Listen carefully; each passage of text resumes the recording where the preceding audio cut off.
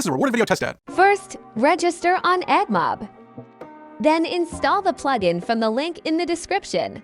Once that's done, enable this option and install Android build template. Then in Export, enable these options.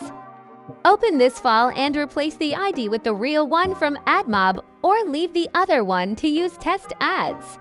Once that's done, add AdMob to your scene. You can use the real IDs from AdMob or use these default ones to use test ads. To add real ones, head over to AdMob and create an ad unit. After creating, copy its ID and replace the other one on Godot. Now connect the signals.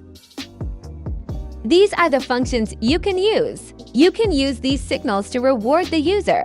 This is the function I use to add coins. Once everything is set up, you can export your game to Google Console.